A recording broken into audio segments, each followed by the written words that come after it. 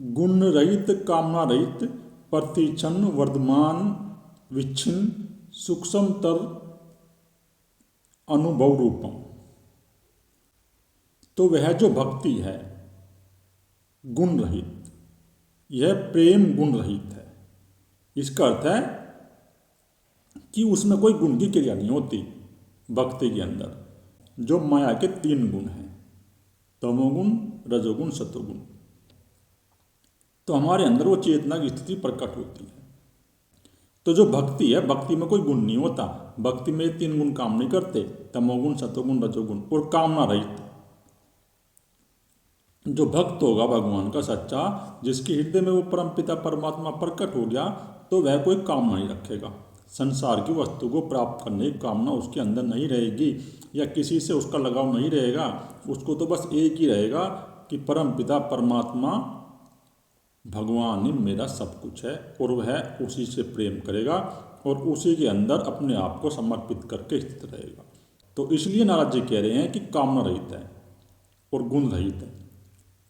वो जो भगवान की भक्ति है उसके अंदर कोई कामना नहीं है, वो कोई कामना नहीं करेगा, और ना ही गुण रहित।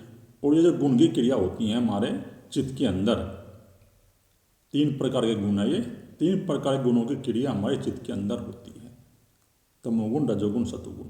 तो उसके चित्त के अंदर फिर कोई क्रिया नहीं होगी इन गुणों की, वो उसमें ही स्थित हो जाएगा। वो जो परम पिता परमात्मा में स्थित हो जाएगा, वो जो भक्त है। प्रतिक्षण बढ़ता रहता है, और प्रेम जब उसमें भक्त स्थित हो जाता है ना, तो प्रतिक्षण बढ़ता ही जाएगा, बढ़ता ही जाएगा। प्रेम का स्वरूप ऐसा है, वो निरंतर उसके अंदर प्रकट होता चला जाएगा और बढ़ता चला जाएगा। वो उस आनंद में लीन रहेगा और आनंद में मस्त रहेगा अपना। वो जो परम पिता परमात्मा का आनंद है, और बढ़ता ही रहता है। वो जो प्रेम है, वो जो भक्ति है, वो कभी कम नहीं होगी, वो बढ़ती रहेगी। जिसने उस परम पिता परमात्मा के प्रति सच्चे हृदय से समर्पण कर दिया है और समर्पण करके उस भक्ति में स्थित हो गया है, तो फिर वो बढ़ता ही रहेगा, विच्छेद रहित। और भक्त के अंदर कोई विच्छेद नहीं होता। उसको अगर कोई कुछ भी कहेगा कि भक्ति ठीक नहीं है, तुम यहाँ चढ़ जाओ, लेकिन उसके अंदर कोई विच्छेद नहीं है, उसको तुम विच्छेद नहीं कर सकते, वो हटेगा नहीं। वो अपनी भक्ति में मगन रहेगा, जिसके हृदय में वो भगवान प्रकट हो गया है और जिसको उस भगवान का भरोसा आ गया है, तो वह तो अपने अंदर प्रेम को संभाल लेगा। उसको कोई विच्छेद नहीं कर सकता। विच्छेद तो उसी को कर सकते हो जो कोई भक्ति तो कर रहा है, लेकिन बाहर बाहर से भक्ति कर रहा है, उसके भीतर अभी कोई भक्ति प्रकट नहीं हुई है। जो भक्ति का सब्जेक्ट है, जो भक्ति का मैटर है, वो भीतर का है, अंदर का है। अंदर तुम्हारे भक्ति प्रकट होनी चाहिए, हृदय में तुम्हारे भक्ति प्रकट होनी चाहिए। जब तुम्हारे हृदय में वो भक्ति प्रकट होगी, फिर तुम्हें कोई भी मनुष्य विच्छेद नहीं कर सकता। वो तो विच्छेद रहित है। वो जो भक्ति है उसमें कोई विच्छेद नहीं है, और सूक्ष्म से भी सूक्ष्म है। तो भक्ति सूक्ष्म से भी सूक्ष्म है। इसका अर्थ है कि वो अनुभव का सब्जेक्ट है।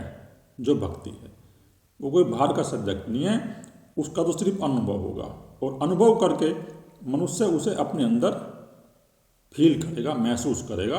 और जब उसके अंदर वो आनंद प्रकट होगा, तो फिर वह ब्लिसफुल लाइफ जिएगा, आनंदपूर्वक जीवन जिएगा अपना, जिसके अंदर वो भक्ति प्रकट होगी। सूक्ष्म से भी सूक्ष्म है। जब भी तो कह रहे हैं नारद जी कि सूक्ष्म से भी सूक्ष्म है वो जो भक्ति है। उसको तुम बाहर से दिखा नहीं सकते किसी को कि मेरे अंदर भक्ति प्रकट होगी, या भाई तुम्हारे अंदर ही प्रकट हो जाएगी, नहीं होगी।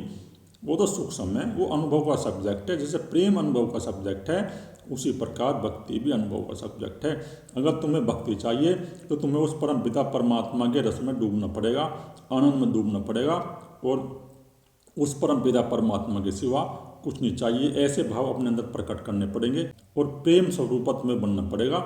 जब तुम प्रेम स्वरूप बन जाओगे और ऐसे भाव प्रकट कर लोगे, तो तुम्हारे अंदर भी सूक्ष्म से भी सूक्ष्म भक्ति प्रकट हो जाएगी, और तुम उस परम पिता परमात्मा भगवान को पालोगे। और अनुभव स्वरूप है। और देखो महाराज जी क्या कह रहे हैं कि अनुभव स्वरूप है, उसका हम अनुभव कर सकते हैं, उसको कोई बता नहीं सकता। वो अंदर अनुभव होगी, तुम्हें अपने चित्त के अंदर प्रकट होगी तुम्हारे भक्ति, तुम्हारे हृदय में प्रकट होगी भक्ति, तो तुम उसका अनुभव कर सकते हो। वो अनुभव का सब्जेक्ट है जो भक्ति है, वो कोई बाहर का सब्जेक्ट नहीं है। तुम्हें जैसे ही तुम्हारे अंदर सच्चा समर्पण और सच्ची श्रद्धा भगवान के प्रति प्रकट होगी तो तुम्हारे अंदर वो भक्ति प्रकट होगी। इसका यही शर्त है भक्ति की कि सच्चा समर्पण हो साधक के अंदर। अगर हमारे अंदर सच्चा समर्पण और सच्ची श्रद्धा आ गई है तो फिर हम उस परम पिता परमात्मा को अपने हृदय में प्रकट कर लेंगे। हमारे हृदय के अंदर वो प्रेम प्रकट हो जाएगा। फिर हमारे अंदर कोई गुण की क्रिया काम नहीं करेगी। ये जो प्रकृति के माया के 3 गुण हैं, प्रत्येक मनुष्य को ये नाच नचाए हुए हैं और एक गुलाम बना के मनुष्य के शरीर से काम कराते हैं। ये जो प्रकृति के 3 गुण हैं, तमोगुण, रजोगुण, सतोगुण, फिर उस व्यक्ति के ऊपर कोई गुण का प्रभाव नहीं होगा। वो तो अपने उस भक्ति में मग्न रहेगा। उसके अंदर ये जो गुण की क्रिया होती है चित्त के अंदर, वो गुण की क्रिया उसकी नष्ट हो जाएगी। वो एक वर्तमान में स्थिर रहेगा। उसके अंदर ना कोई भविष्य के विचार होंगे और ना ही उसके अंदर कोई भूतकाल के विचार होंगे। उसका भूतकाल और भविष्यकाल समाप्त हो गया। वो तो वर्तमान में हमेशा उस परम पिता परमात्मा के आनंद में लीन है और मग्न है और उस परम पिता परमात्मा का आनंद भोग रहा है, जिसके अंदर वो भक्ति प्रकट है। और वही सच्चा प्रेम है, असली प्रेम है, जो गुणों के पार चला गया, जिसके अंदर गुणों का ही प्रभाव नहीं हो रहा। तो वही सच्चा प्रेम है जो उस परम पिता परमात्मा की भक्ति में इतना मग्न हो गया, इतना डूब गया, तो उसी के अंदर वो भक्ति प्रकट होगी। और उसके अंदर फिर कोई ना कोई इच्छा होगी संसार की वस्तु को प्राप्त करने की, और ना ही उसके अंदर कोई दौड़ होगी संसार की वस्तु को प्राप्त करने की कि मुझे ये मिल जाए, मुझे वो मिल जाए। वो तो अपने उस भक्ति में मग्न रहेगा और आनंद में रहेगा। और वो जो भक्ति है वो हृदय की गुप्त गुफा में स्थित है जो भक्ति है। तो तुम्हें हृदय में प्रवेश करना है। जब तुम अपने हृदय में प्रवेश कर लोगे, हृदय चक्र में तुम्हें अपने प्राण को लेकर आना पड़ेगा। जैसे ही तुम्हारी ऊर्जा जो सूक्ष्म ऊर्जा है वो हृदय चक्र में आएगी तो तुम्हारे अंदर वो प्रेम बह जाएगा भक्ति का, तुम्हारे अंदर वो आनंद बह जाएगा भक्ति का। और वो सूक्ष्म से भी सूक्ष्म है, वो जो अनुभव है ना, वो सूक्ष्म से भी सूक्ष्म है। वो कोई बताने में नहीं आएगा जो भक्ति का अनुभव है। वो तो बस डूबने की बात है। जो भक्ति में डूब गया तो समझो वो आनंद में डूब गया। और वही परम पिता परमात्मा का रस है, आनंद है। और जिसने उस आनंद का अनुभव कर लिया, जो उस परम पिता परमात्मा के रस में डूब गया, फिर उसको कुछ नहीं चाहिए। वो तो फिर अपने उस परम पिता परमात्मा के नाम पे है और उसी के नाम पे अपना जीवन व्यतीत करता है। उसको कुछ मिल जाए तो ठीक है, कुछ ना मिले तो भी ठीक है। वो तो अपने आनंद में मस्त है और अपना जीवन बड़े प्रेम स्वरूप जी रहा है। और वही सच्ची भक्ति है। नारद जी कह रहे हैं वही गुण के पार है और वही कामना रहित है, जो इस प्रकार अपने अंदर भगवान को प्रकट कर लेगा और भगवान को प्रकट करके वो आनंद को अपने अंदर पैदा कर लेगा। वही सच्ची भक्ति है। तात्प्राय तदेव वाव लोकयति तदेव श्रन्नेति तदेव भासयति तदेव चिंतयति। अब नारद जी कह रहे हैं सूत्र में, इस प्रेम को पाकर प्रेमी इस प्रेम को ही देखता है। तो जो इस प्रेम को पालेगा, भगवान के प्रेम को पालेगा, फिर वो भगवान के प्रेम में ही रहेगा। वो कोई बाहर का प्रेम नहीं देखेगा। और ये प्रेम की जो बात हो रही है बार बार, वो प्रेम की बात हो रही है जो प्रेम कामना रहित है, जिस प्रेम में कोई कामना ना हो, जिस प्रेम में कोई इच्छा ना हो संसार की वस्तु को प्राप्त करने की या किसी को एक दूसरे के भोगने की। ये बाहर के प्रेम की बात नहीं हो रही। नारद जी ये नहीं कह रहे कि जो बाहर स्त्री पुरुष प्रेम करते हैं वो प्रेम है।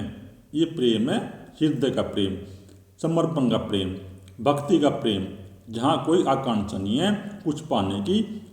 वही सच्ची भक्ति है और वही सच्चा प्रेम है। आज प्रेम की परिभाषा भी उल्टी हो गई है। लोग समझने लगते हैं, जो वासना में डूब जाते हैं उस वासना को ही प्रेम समझते हैं। वो तो प्रेम की परछाई है।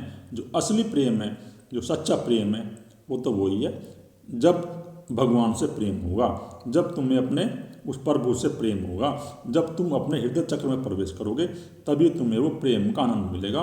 और फिर जिसके अंदर वो प्रेम प्रकट हो गया, जिसके अंदर वो भक्ति प्रकट होगी, तो फिर वह मनुष्य उस प्रेम को ही देखता है हर जगह। उसके अंदर वो प्रेम ही प्रकट है और प्रेम में ही रहेगा और प्रेम में मग्न होगा और अपने आनंद भोगेगा और प्रेम को ही सुनता है, प्रेम का ही वर्णन करता है। तो जिस प्रकार मीरा थी तो प्रेम के गीत गाती थी और प्रेम का ही वर्णन करती थी, और गोपिकाएं थी वो भी प्रेम का वर्णन करती थी और प्रेम को ही सुनती थी और प्रेम का ही चिंतन करेगा। तो वो तो बस प्रेम की बातें करेगा।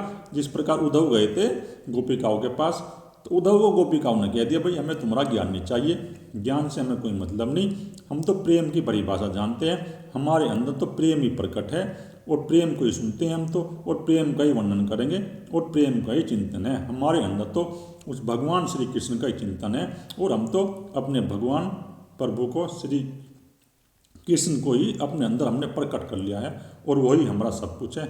हम तो प्रेम के अलावा कुछ नहीं जानते, हमने तो बस अपने भगवान श्री कृष्ण से प्रेम करा है और हम तो प्रेम को ही सुनती हैं और प्रेम का ही वर्णन करती है। तो उद्धव के सामने गोपिकाओं ने प्रेम का वर्णन किया और उद्धव भी उस प्रेम में डूब गया।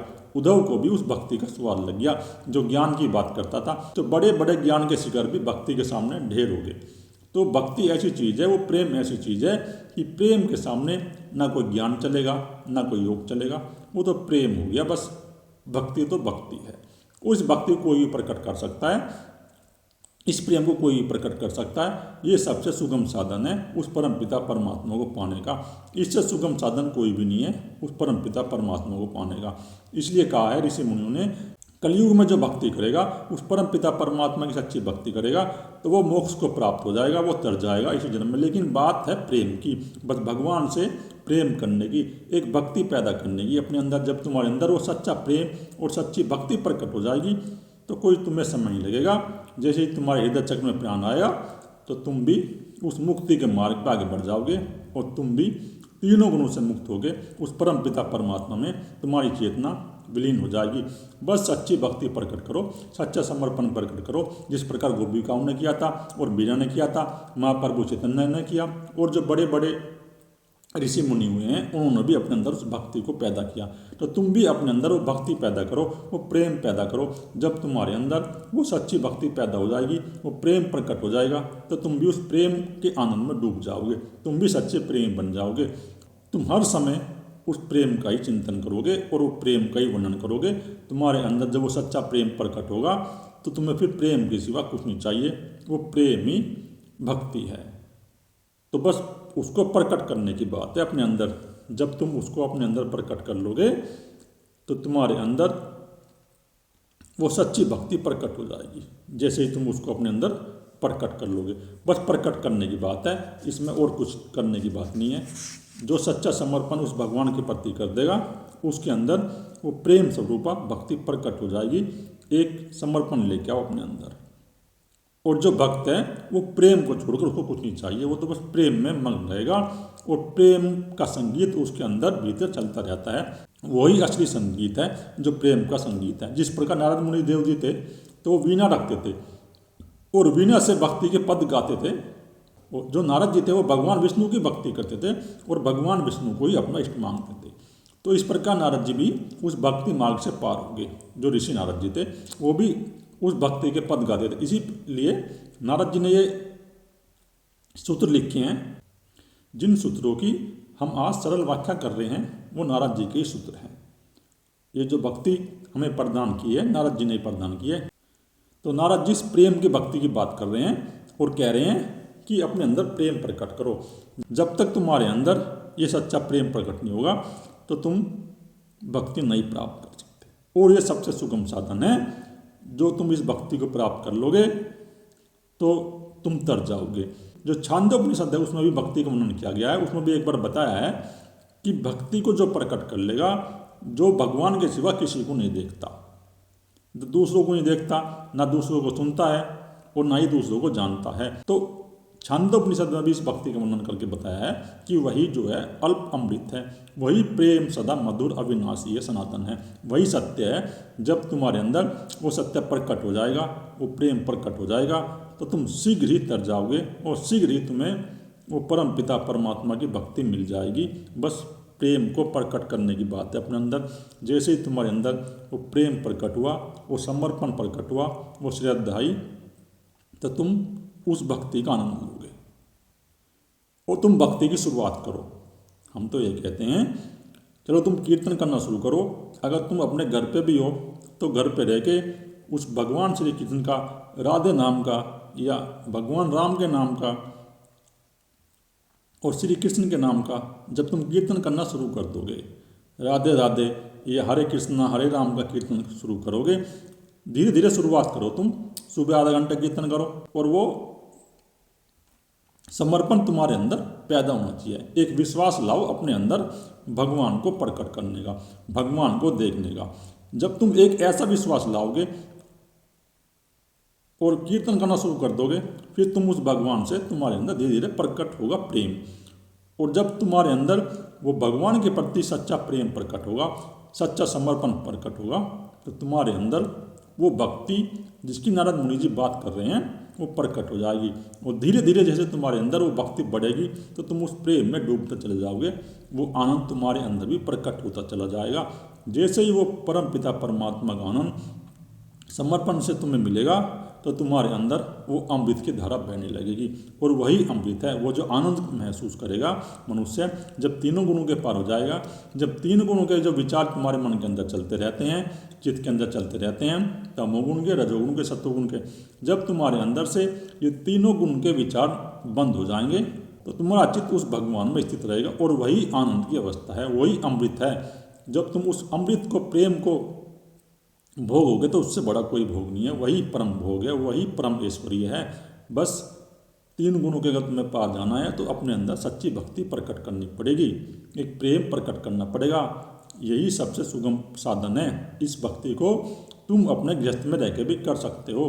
तुम्हें कोई किसी प्रकार भी कुछ छोड़ने की ज़रूरत नहीं है, ना ही घर छोड़ने की ज़रूरत है, ना ही अपनी दुकान छोड़ने की ज़रूरत है। बस एक समर्पण उत्पन्न कर लो अपने अंदर, प्रेम उत्पन्न करो, सब कुछ करो गृहस्थ में रहते हुए, अपना गृहस्थ जीवन भी जियो और आराम से जो तुम कार्य कर रहे हो बस करो। बस सुबह शाम उस प्रभु का कीर्तन करना शुरू कर दो, समय निकालो और समय निकाल के 1 घंटे या आधा घंटे उस प्रभु के नाम का कीर्तन करना शुरू करो और अपने अंदर भक्ति प्रकट करो। जब तुम धीरे धीरे इस मार्ग पर चलोगे, थोड़ा समय लगेगा, तो तुम्हारे अंदर वो प्रेम प्रकट हो जाएगा। और जब तुम्हारे अंदर वो प्रेम प्रकट होगा तो ऐसा भी नहीं है कि तुम्हारे शरीर से सब छूट जाएगा, तुम्हारे शरीर से सब काम होंगे। ये जो शरीर से कर्म नहीं अपने आप होते रहेंगे, जो तुम काम कर रहे हो काम भी होते रहेंगे। बस तुम्हारे अंदर वो भीतर आनंद प्रकट हो जाएगा, वो परम प्रेम प्रकट हो जाएगा, वो जो भगवान का आनंद है और वही परम ऐश्वर्य है। जब तुम्हें वो परम ऐश्वर्य मिल जाएगा फिर आपको किसी की जरूरत नहीं पड़ेगी, तुम्हारे अंदर कोई कामना नहीं होगी, तुम्हारे अंदर कोई इच्छा नहीं होगी, तुम्हारे अंदर कोई वासना नहीं होगी। तुम्हारे अंदर वो सच्चा प्रेम प्रकट हो जाएगा, वो सच्चा समर्पण प्रकट हो जाएगा। और जिसके अंदर वो सच्चा प्रेम प्रकट हो गया, सच्चा समर्पण प्रकट हो गया, तो वो ही उस भक्ति में आगे बढ़ेगा।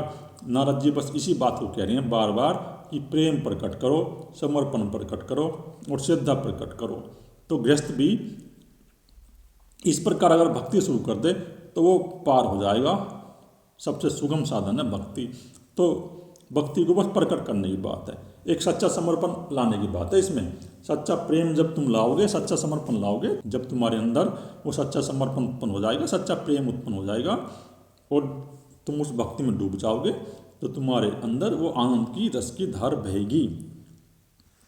और इस सूत्र में नारद यही कह रहे हैं कि जिसके अंदर वो भक्ति प्रकट होगी तो फिर वो भक्ति को ही सुनता है और भक्ति का ही वर्णन करता है। वो प्रेम के गीत गाएगा, उसके अंदर वो प्रेम ही प्रकट होगा, वो सौंदर्य माधुर्य से भरा होगा।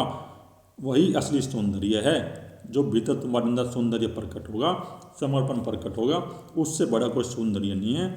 और वही अवस्था प्रेम भक्त की जो अवस्था है वो नित्य महान अवस्था है, वो रस सागर में मग्न है अपने। उसके अंदर वो प्रेम की भक्ति, पराभक्ति, वो जो परम पिता परमात्मा का रस है निरंतर बह रहा है। और जिसके अंदर वो प्रेम बह गया, जिसके अंदर वो भक्ति बहेगी, तो समझो कि उसने अपना मनुष्य जन्म सफल कर लिया। तो आप भी अपने मनुष्य जन्म को सफल करो, अपने अंदर प्रेम लेके आओ, श्रद्धा लेके आओ, सच्ची भक्ति लेके आओ, सच्चा समर्पण लेके आओ। जब तुम अपने अंदर प्रेम लेके आओगे और सच्चा समर्पण लेके आओगे तो तुम्हारे अंदर वो भक्ति प्रकट हो जाएगी और प्रेम, वो अमृत तुम्हारे अंदर भी बहेगा। बस एक समर्पण लाने की बात है और इसको कोई भी कर सकता है। तुम ये मत समझना कि हम नहीं कर सकते, कर सकते हो तुम भी। ये ऐसा भी नहीं है कि तुम सोच के बैठ गए, बस तुम्हें तैयारी तो करनी पड़ेगी, बिना तैयारी तो कुछ नहीं है। तो तुम कीर्तन से शुरुआत करो। मैंने तुम्हें बताया कि कीर्तन से उस परम पिता परमात्मा की भक्ति की शुरुआत करो।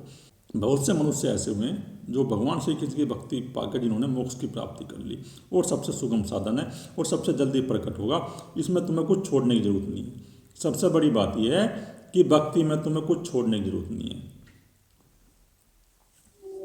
योग मार्ग में और ज्ञान मार्ग में तो हमें जो है संसार से हटना पड़ता है और एक तैयारी करनी पड़ती है। अपनी बुद्धि में विवेक प्रकट करना पड़ता है, ध्यान के अभ्यास करने पड़ते हैं, प्राणायाम के अभ्यास करने पड़ते हैं, जब इस मार्ग में हम चलते हैं। लेकिन भक्ति मार्ग में तो बस एक प्रेम और समर्पण की बात है, इसको कोई भी कर सकता है। इसमें कोई ना पढ़ाई लिखाई की बात है और ना ही इसमें स्त्री पुरुष की बात है, इसको बस कोई भी कर सकता है। बस एक सच्चा समर्पण लाओ, अपने अंदर प्रेम लाओ, उसको पैदा करो, तो तुम्हारे अंदर वो भक्ति प्रकट हो जाएगी, तुम भी उस भक्ति में डूब जाओगे। ओम।